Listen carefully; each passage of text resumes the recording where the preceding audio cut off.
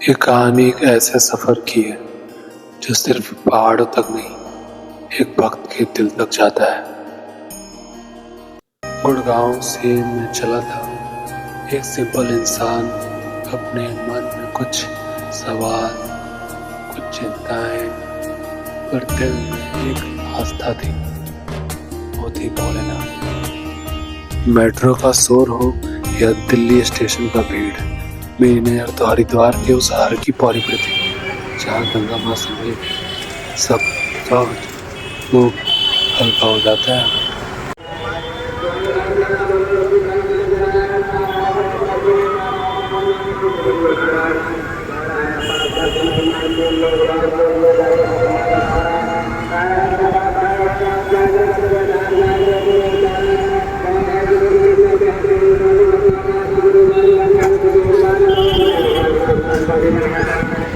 हरिद्वार का पहला कदम पे ही ऐसा लगा, ये सफर सिर्फ यात्रा नहीं, ये तो एक बुलावा था, वो शिव का बुलावा। मैं पहली बार अपनी आंखों से गंगा माँ का साक्षात देखा। ऐसा फील हो रहा था जैसे शून्य हो गया हूँ।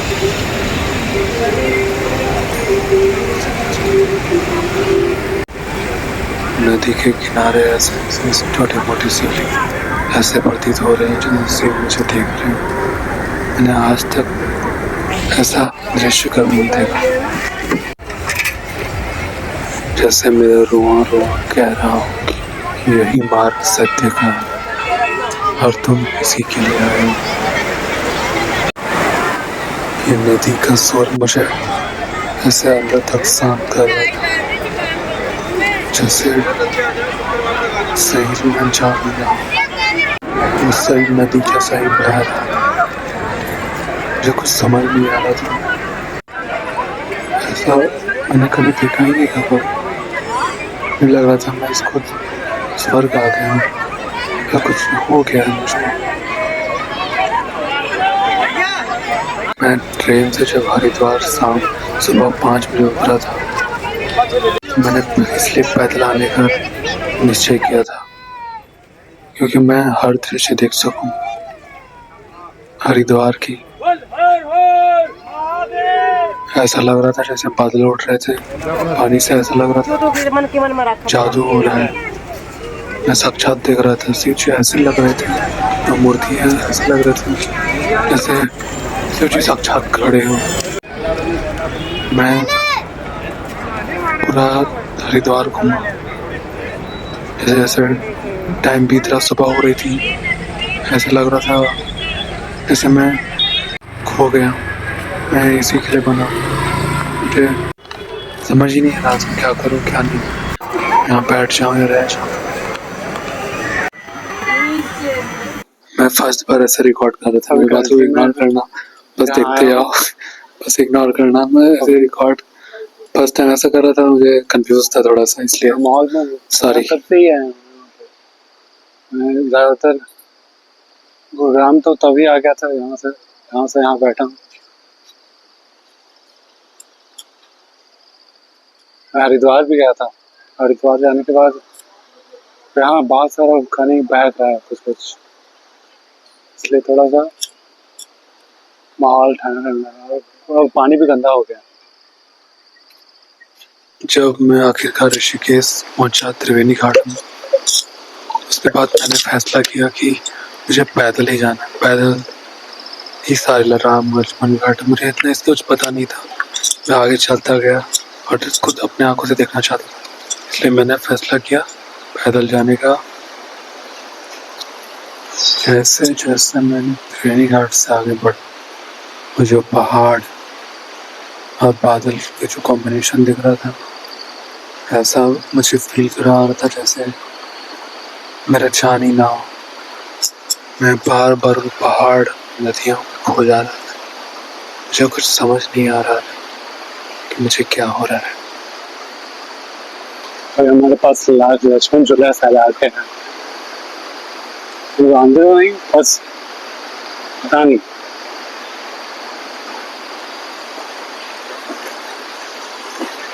क्या कर रहा है?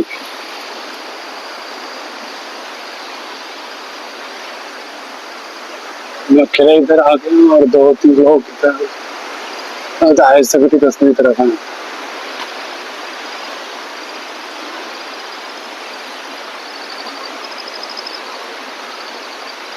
माहौल तो साफ नहीं है,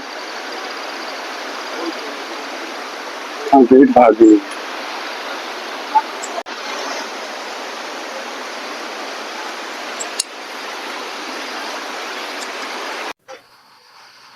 यहाँ का माहौल ऐसा है जैसे तो लक्ष्मण झूला इस साइड है, लक्ष्मण झूला ये साइड है।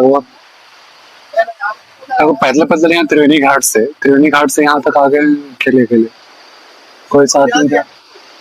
गुरुग्राम गुरुग्राम गुरुग्राम से चले लगभग 8-8:30 बजे रात को, 10 बजे निकले। रिकॉर्ड तो नहीं कर पाए बस, लेकिन यहाँ रात भर पूरा कष्ट से बीता। उसके बाद फिर यहाँ पर पहुंचे और यही माहौल। हरिद्वार में पूरा गंदा पानी हो गया था, पूरा गंदा, इसलिए वहाँ थोड़ा सा तो इधर तो यहाँ भी गंदा पानी अरे पूरा गंदा गंदा है। अभी फान मार रही है।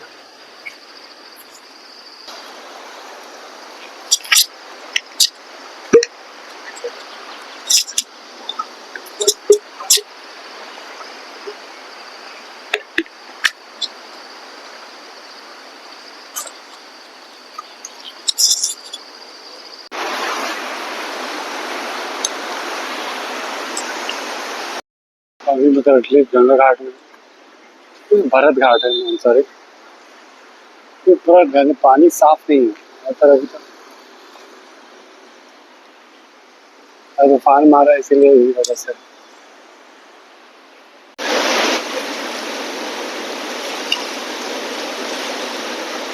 लगभग बरसात का पानी से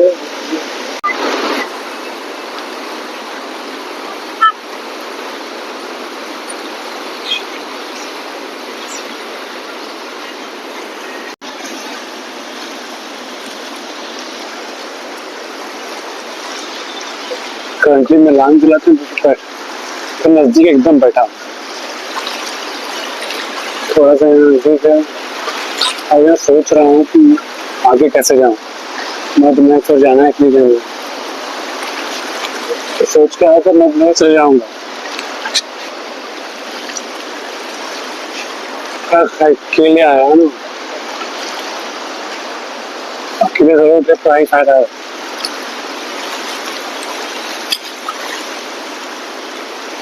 ये गंगा की शोर बहुत नुकसान कर देती है। मुझे फिलहाल पानी गंदा है, अभी तो नहाया भी नहीं, सोच रहा कि नहा लो, बहुत सारा गंदा पानी है। मैं देख रहा हूँ आगे जाने का।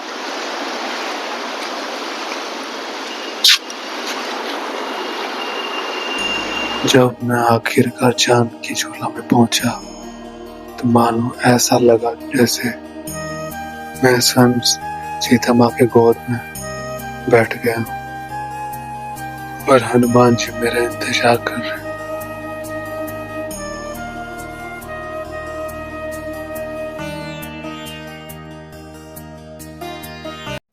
त्रिवेणी घाट, राम झूला, जानकी सेतु, उस पवित्र गंगा में एक डुबकी जिसने मेरे अंदर के सारे दुख, सारी थकान को हटा दिया था। करीब मैंने गंगा में लगभग आधा घंटा स्नान किया और हर स्नान ऐसा मुझे लग रहा था जैसे मेरा शरीर से प्राण ही निकल गया। वैसा जब डूब रहा था तब इतना पानी ठंडा था कि मुझे सुनने के ऐसा लग रहा था जैसे अभी डूब जाऊं, पूरा सुन्न मार देगा शरीर, ऐसा लग रहा था। मोटी मोटी ये तेरी कजरारी अखियां, मोटी मोटी ये तेरी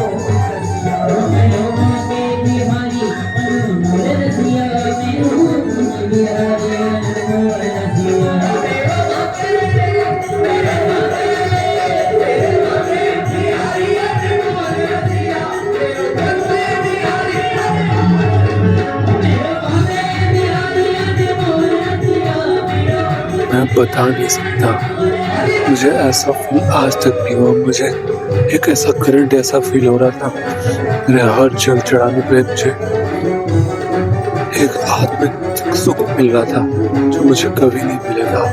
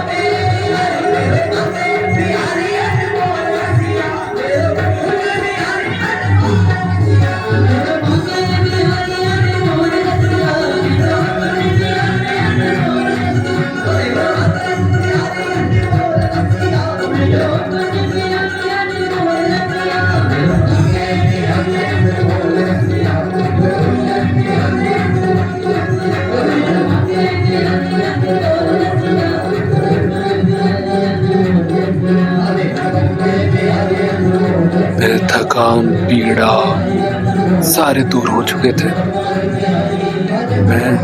मेरा मन तो कर रहा था वहीं रहने का, डुबकी लगाने, लेकिन शरीर बहुत ठंडा हो चुका था। मैं हर बार चल जा रहा था नहाने डुबकी लगाने, लेकिन मन नहीं कर रहा था। मन वही डूबने का मन कर रहा था, एक बार और डुबकी लगा ले, लेकिन मेरा शरीर बहुत ठंडा हो चुका था और मुझे ठंड ज़्यादा बर्दाश्त नहीं है, इसलिए मुझे वापस आना पड़ा। और वो ये रात है जब मैंने रात एक डॉर्मेट्री लिया था, बहुत ढूंढने के बाद बहुत मेहनत लगा था इसको ढूंढने में, और जब उसको ढूंढा भी तो वो पहले से 1 महीना पहले बुक किया खो गया था, ऑनलाइन किया था, हम ही किए, तुमसे गलती हो गया था। सुबह सुबह जब ऑटोमेट्री से निकला, बहुत सुबह हो रहा था, 5 बज रही थी। मैं उठा तो जो मुझे बस पकड़ना था ऋषिकेश से मध्य प्रदेश जाने या केदारनाथ, वो कुछ पता नहीं था ऐसा कुछ। इसलिए मैं सुबह सुबह निकला। भाई साहब, गंगा में इतना अच्छा लग रहा था, सुकून और लग देख। और इधर गली से में डर भी लग रहा था, अकेला था मैं ना, इतना अकेले कोई नहीं था, अगल बगल कोई कुछ नहीं है। ये तो एक तरह से डर भी लग रहा था। और गंगा माँ इतना शांत स्थिर से चल रही है, गंगा माँ का आवाज, ओ भाई साहब इतना दिल में सुकून। मैं इधर लक्ष्मण झूला लग रहा था, लक्ष्मण झूला टूट गया था, जानकी झूला था। और जब मैं लक्ष्मण जानकी झूला पार किया, ओ कितना खूबसूरत लगा था उस टाइम। मैं उस टाइम मदहोश हो गया था, समझ नहीं आ रहा था इतना खूबसूरत जगह भी है दुनिया में। ऋषिकेश में रात में एक अकेला मुसाफिर जो एक टेंट लगाने का जगह ढूंढता हुआ, और फिर नहीं मिला तब मुझे मिल गया, एक ड्रॉप लेना पड़ा ट्रेन, जहाँ कुछ सुकून मिला और कुछ एक उम्मीद भी।